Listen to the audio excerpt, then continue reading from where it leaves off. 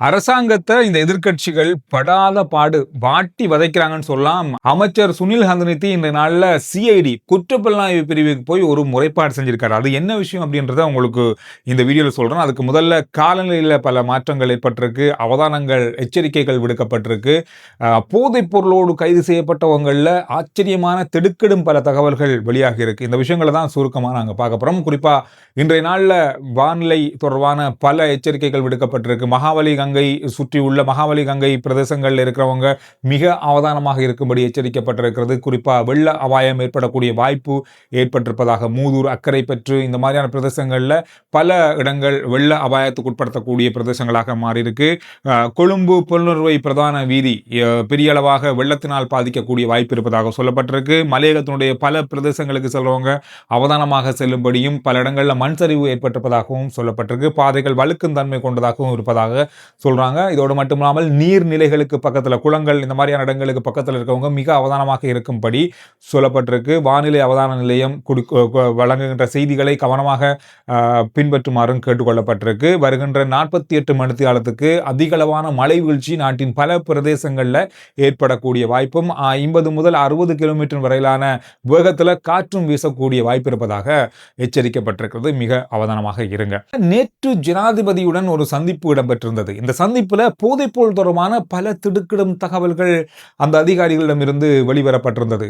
என்னென்ன விஷயங்கள் நீங்க பார்க்கும்போது கேட்கும்போது ஆச்சரியப்படுவீங்க. கண்டிப்பா நீங்க தெரிஞ்சு வச்சு இருக்கக்கூடிய ஒரு விஷயம் தான். இந்த வருஷம் ஜனவரி 1ஆம் தேதியிலிருந்து இப்ப வரைக்குமான காலப்பகுதிக்குள்ள 2,19,085 பேர் போதைப்பொருளோடு தொடர்புபட்டவங்க கைது செய்யப்பட்டிருக்காங்க. இதுக்குள்ள வியாபாரிகள் எல்லாருமே இருக்காங்க.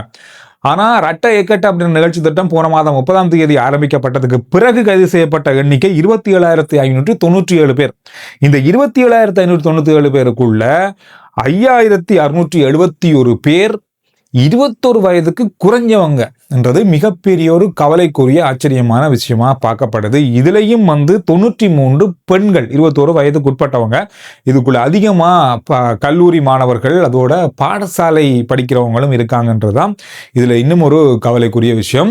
இந்த 27,597 பேர்ல 648 பிரதான போதைப்பொருள் வியாபாரிகள் கைது செய்யப்பட்டிருக்காங்க. 1,255 அதாவது நடுநிலை வியாபாரிகள், இவங்க எடுத்து விற்கிற மாதிரியான அந்த பகுதிக்குள்ள இருக்கிறவங்க கைது செய்யப்பட்டிருக்காங்க. 19,667 பேர் போதைப் பொருளை கையில வைத்திருந்தவங்க, பாவனையாளர்கள், பாவிக்கிறவங்க, இந்த அளவான தொகை கைது செய்யப்பட்டிருக்கிறது. 6,121 பேர் இதுல கைது செய்யப்பட்டவர்கள்ல முழுமையா போதைப் பொருளுக்கு அடிமையானவர்கள், முழுமையா இவர்களை அதிலிருந்து மீட்கவே முடியாத அளவுல பாதிக்கப்பட்டவர்கள். இவர்களை புனர்வாழ்வு மையங்கள், சீர்திருத்த பள்ளிகளுக்கு அனுப்புவதற்கு முயற்சி செய்தாலும் 760 பேர் மட்டும்தான் சம்மதிச்சிருக்காங்க. மற்ற யாருமே சம்மதிக்கல, விருப்பம் தெரிவிக்கல. இவங்க எல்லாருமே அடிமையாகி அதிலிருந்து மீள முடியாம இருப்பதாக கவலை வெளியிடப்பட்டிருக்கு. இதுல 7 பேர் பல்கலைக்கழக மாணவர்கள், 42 பேர் பாடசாலை மாணவர்கள், 24 பேர் முப்படையினர், 4 போலீசார், 4 ஆசிரியர்கள் அடங்குறாங்க. இந்த மாதிரி பல முக்கியமான தகவல்களை நேற்று ஜனாதிபதியிடம் இந்த அதிகாரிகள் தெரிவித்திருந்தாங்க. இதுக்குள்ள இன்னொரு முக்கியமான விஷயம் இருக்கு. 266 கோடி சொத்துக்கள் முடக்கப்பட்டிருக்கிறது இந்த கைது செய்யப்பட்டவங்கள் இருந்து அப்படின்றதும் இன்னும் ஒரு முக்கியமான விஷயம். ஜனாதிபதி ஒரு அறிவுரையை இப்பொழுது வழங்கியிருக்காரு. அதாவது எடுக்கப்படுகின்ற அல்லது கைப்பற்றப்படுகின்ற போதைப் பொருட்களை உடனடியாக அதை இல்லாமல் செய்யறதுக்கு அல்லது அதை செயலிழக்க செய்யறதுக்கு அல்லது அதை எரித்து விடுறதுக்கான நடவடிக்கைகளை உடனடியாக எடுங்கள் அதிகாரிகள் கேட்டுக்கொண்டாங்க அப்படின்னு சொன்னா, இது காலதாமதம் ஆகும்போது வெளியில திரும்ப போகக்கூடிய வாய்ப்பு இருக்கு. ஏன்னா 22,000 கிலோகிராம் இடையே உள்ள போதைப் பொருட்கள் கைப்பற்றப்பட்டிருக்கிற இந்த காலகட்டத்துக்குள்ள இதெல்லாம் திரும்ப சந்தைக்குள்ள போனா என்ன ஆகும்? கடந்த காலங்களில் இது நடந்திருக்கு. அதனால இதை உடனடியாக இல்லாமல் செய்யறதுக்கான நடவடிக்கைகளை எடுப்பதற்கு அதிகாரிகளிடம் பணிப்புரை விடுத்திருக்காரு ஜனாதிபதி. இப்ப பார்க்க போனா இவ்வளவு விஷயங்கள் நாட்டில் நடந்திருக்கு.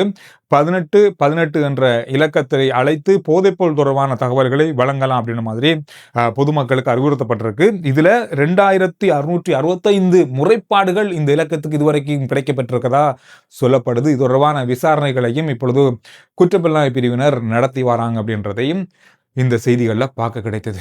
முடியல, அந்த அளவுக்கு இருக்கு. இன்னும் நிறைய விஷயம் இருக்கு. முடிஞ்ச அளவு சுருக்கமா உங்களுக்கு சொல்லியிருக்கேன். அமைச்சர் சுனில் ஹந்துனித்தி அவர்கள் இன்று நாள்ல சிஐடிக்கு போயிருக்காரு. විශේෂයෙන්ම මම කන්ටේනර් 323ක කාරණාවකට සම්බන්ධයි කියලා ඊයේ ඉඳලා පටන් ගත්ත YouTube කිහිප දෙනෙක් මඩ ව්‍යාපාරයක් පටන් ගන්න. அதாவது குற்றப்புலனாய்வு பிரிவுக்கு போய் ஒரு முறைப்பாடு செஞ்சிருக்காருன்னா பாருங்க, இன்றைக்கு பரவலா பல இடங்கள்ல பார்த்த ஒரு செய்தியாக இருக்கு. காரணம் என்ன நடந்திருக்கு அப்படின்றத தேடி பார்க்கும்போது உங்களுக்கு தெரியும், ஒரு கிழமைக்கு முதல்ல நாம் ஒரு செய்தியில பார்த்தோம். 5 கண்டெய்னர்கள் இந்தியாவிலிருந்து அரிசி கொண்டு வரப்பட்டிருக்கிறது இலங்கைக்கு. இதை வந்து இலவசமா மக்களுக்கு வழங்குறதுக்காக கிட்டத்தட்ட 1,50,000 கிலோகிராம் அரிசின்னு சொல்லப்படுது. கிட்டத்தட்ட 3 மாதங்களுக்கு முதல்ல இந்த அரிசி கண்டெய்னர் வந்திருக்கு. 5 கண்டெய்னர். இதை விடுவிக்க முடியாம சுங்கம் இருக்கு அப்படின்னு பலதரப்பட்ட குற்றச்சாட்டுகள் முன்வைக்கப்பட்ட நிலையில இது இப்போ பேசப்பட்டு கொண்டிருக்கிற ஒரு செய்தியாக மாறி இருக்கு. அந்த அரிசியை கொண்டு வந்த வியாபாரி அல்லது கொண்டு வந்த நபர், இலங்கைக்கு கொண்டு வந்த நபர் அமைச்சர் சுனில் ஹந்துனித்தியோட வாட்ஸ்அப்ல பேசியிருக்காரு. அதாவது வாய்ஸ் பரிமாற்றம் நடத்தப்பட்டிருக்கிறது. இதுல சுனில் ஹந்துனித்தி அவர்கள் என்ன சொல்லியிருக்காருன்னு சொன்னா, මම ඒ පුද්ගලයාට පැහැදිලි කරලා කියනවා මේක ඉම්පෝට් ලයිසන් නැහැ. මේක රාජසන්තක කරන්න වෙනවා. ඔයාට මේක ගන්න ක්‍රමයක් නැහැ. බෙදලා දෙනව නම් රාජසන්තක කරලා තමයි බෙදලා දෙන්න වෙන්නේ. ඒත් නොමිල දෙන එක උනාට ඩැමරේජ් එක කස්ටම් ගාස්තුව මිලියන 8.4ක් ගෙවන්න වෙනවා. இந்த அரிசி இறக்குமதி வந்து லைசன்ஸ் இல்லாம கொண்டு வரப்பட்டிருக்கிறது. அப்படி இருக்கும்போது இதை விடுவிக்க முடியாது அப்படின்றது எல்லாருக்குமே தெரியும். ஆனா இதை அரச உடைமையாக்கி விடுவிக்கலாம், இதை மக்களுக்கு பகிர்ந்தளிக்கலாம். என்னதான் அரச உடைமையாக்கினாலும் 8.4 மில்லியன் ரூபாய், கிட்டத்தட்ட 84 லட்சம் ரூபாய் இது வந்து சுங்க வரி அல்லது இதற்கான வரி செலுத்தப்பட வேண்டும். இதற்கு என்ன செய்யறது அப்படின்ற மாதிரி தான் அவர் சொல்லியிருக்காரு. அதுல அவர் சொன்ன விஷயம் சொன்னா, லைசன்ஸ் இல்லாட்டியும் பரவாயில்ல, அதை பார்த்துக்கொள்ளலாம், அதை அரசு உடைமையாக்கி வெளியில கொண்டு வரலாம் அப்படின்ற மாதிரி அவர் சொன்னதுக்கு, இப்படித்தான் அவங்க கண்டெய்னர்களை கொண்டு வந்தாங்க வெளியில, இப்படித்தான் லைசன்ஸ் இல்லாத விஷயங்களையும் வெளியில கொண்டு வராங்க அப்படின்ற மாதிரி இப்பொழுது வேற மாதிரி பரப்பப்பட்டு அரசாங்கத்துக்கு எதிரான பல விமர்சனங்களும் அமைச்சருக்கு எதிரான பல விமர்சனங்களும் இப்பொழுது எழுந்திருக்கு. ඇත්තට මේ தත්ත්වය තමයි පැහැදිලி කරේ. දැන් අපි මහජන නියෝජිතයෝ හැටියට අපිට කවුරු හරි කෙනෙක් එහෙම කතා කරාම අපිට තොරතුරු අනුව පැහැදිලි කිරීමක් කළා දෙනවනේ. ඒක මම කස්ටම් එකෙන් රේගු දෙපාර්තමේන්තුවේ අධ්‍යක්ෂක ජෙනරාල්වරයාගෙන් තොරතුරු තහවුරු කරගෙන පැහැදිලි කරලා දුන්නා. එච්චරයි. இதை வழங்கப்படுத்துறதுக்காகவும் இதற்கு எதிராக பல யூடியூப் சேனல்களாக இருக்கட்டும், சமூக ஊடகங்கள் அரசாங்கத்துக்கு எதிராக செயற்படுவதை கண்டிப்பதாகவும் அவர்களுக்கு எதிராக சட்ட நடவடிக்கை எடுக்கணும் அப்படின்றதுக்காகவும் இன்று நாளில் குற்றப்புலனாய்வு பிரிவுக்கு வந்து அமைச்சர் சுனில் ஹந்துனித்தி ஒரு முறைப்பாடை செஞ்சிருக்காரு. இன்று நாள் முழுவதும் மிகப்பெரிய அளவில் பேசப்படுகின்ற, பார்க்கப்படுகின்ற, விமர்சிக்கப்படுகின்ற ஒரு செய்தியாக மாறி இருக்கு. நிவத்திகல பிரதேசத்துல ஒரு சம்பவம் நடந்திருக்கு. ஒரு போலீஸ் அதிகாரியும் போலீஸ் அதாவது ஓஏசி அந்த தரத்தில் இருக்க ஒருத்தரும் பைக்ல போயிருக்காங்க. டீ கடை ஒன்றுல இருந்து ஒருத்தர் வெளியில வந்திருக்காரு. அப்போ போலீஸ் அதிகாரி அந்த உயர் போலீஸ் அதிகாரிட்ட சொல்லியிருக்காருன்னு சொன்னா, இந்த வாரவருக்கு வாரண்ட் இருக்கு, பிடியாணை இருக்கு அப்படின்னு சொல்லி. சரி, அவரை போய் விசாரிச்சு பிடிப்போம் அப்படின்ற மாதிரி 2 பேரும் போயிருக்காங்க. அவரை நிறுத்த போகும்போது அவங்க போகும்போது வாகனத்தில் ஏறிட்டாரு. நிக்க சொல்லும் போது அவர் நிக்கல. அவரை நிறுத்துறதுக்காக அந்த போலீஸ் அதிகாரி கான்ஸ்டபிள் என்ன செஞ்சுக்கான்னு சொன்னா, மொனட்ல, அதாவது காரண்ட மொனட்ல ஏறியிருக்காரு. அப்படி ஏறியும் அந்த நபர் காரை நிப்பாட்டாம, வாகனத்தை நிப்பாட்டாம 1.5 கிலோமீட்டர் தூரம் போயிருக்காருன்னா பாருங்க. 1.5 கிலோமீட்டர் தூரம் போறோம். அவர் போலீஸ் அதிகாரி வந்து வீசி எறியப்பட்டதை தொடர்ந்து அந்த இடத்திலிருந்து அவர் வாகனத்தை எடுத்து போய் இன்னும் கொஞ்சம் ஒரு 5-6 கிலோமீட்டர் தூரத்தில் வாகனத்தை நிறுத்திவிட்டு அவர் போயிருக்காரு. இந்த சம்பவம் உண்டு நிவத்திகலையில பதிவாகி இருக்கிறது கடந்த 24ஆம் தேதி. இது யாருடைய வாகனம் அப்படின்னு சொல்லி தேடி பார்க்கும்போது, பொதுஜன பெரமுன நிவத்திகலை பிரதேச சபை உறுப்பினர் ஒருவருடைய வாகனம் அப்படின்னு சொல்லி சொல்லப்படுது. எப்படி இருக்கு பாருங்க சம்பவம். இந்த சம்பவம் நம்ம நாட்டில் தான் நடந்திருக்கு. அதிக மழை, சீரற்ற காலநிலை காரணமாக நெடுந்தீவுல ஏஎல் பரீட்சை எழுதுகின்ற மாணவர்களுக்கான பரீட்சை தாள்களை யாழ்ப்பாணத்திலிருந்து ஹெலிகாப்டர் மூலமாக இன்று கொண்டு செல்லப்பட்டிருக்கிறது. இதுக்கு விமானப்படைக்கு சொந்தமான ஹெலிகாப்டர் பயன்படுத்தப்பட்டதாக விமானப்படை பக்கமான செய்திகளில் பார்க்க கிடைத்தது. வருகின்ற ஜனவரி முதல் எதிர்க்கட்சிகள் மிகப்பெரிய அளவான எதிர்ப்பு கூட்டங்களை அரசாங்கத்துக்கு எதிராக நடத்த பாரிய அளவான திட்டங்களை செய்து வராங்க. 1000க்கும் அதிகமான கூட்டங்களை நடத்த போறாங்களாம். இதுல ஒரு முக்கியமான விஷயம் என்னன்னு சொன்னா, மொட்டு கட்சியிலிருந்து இப்பொழுது எதிர்க்கட்சிகளில் இருக்கின்ற முன்னாள் அமைச்சர்கள், பாராளுமன்ற உறுப்பினர்கள் கிட்டத்தட்ட 20 பேர் மீண்டும் மொட்டு கட்சியில வந்து இணைந்து கொள்ள போறாங்களாம் வருகின்ற ஜனவரி முதல்.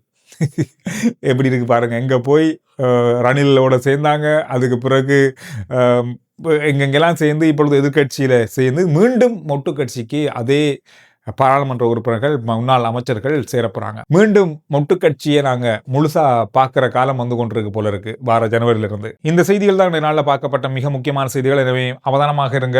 காலநிலையில மிகப்பெரிய அளவான எச்சரிக்கைகள் விடுக்கப்பட்டிருக்கு. வெளியில போறதோ அல்லது உங்களுடைய வீடுகளுக்கு பக்கத்தில் இருக்க நீர்நிலைகள் பற்றி அவதானமாக இருங்க. அது தொடர்பான செய்திகளை கவனமாக கவனிங்க. இந்த விஷயங்களோட இன்றைய செய்தியை முடிக்கலாம். RJ Chandru report YouTube channel, Facebook page, WhatsApp channel எல்லாத்தையும் ஃபாலோ பண்ணுங்க. அடுத்த வீடியோவில் நான் உங்களை சந்திக்கிறேன்.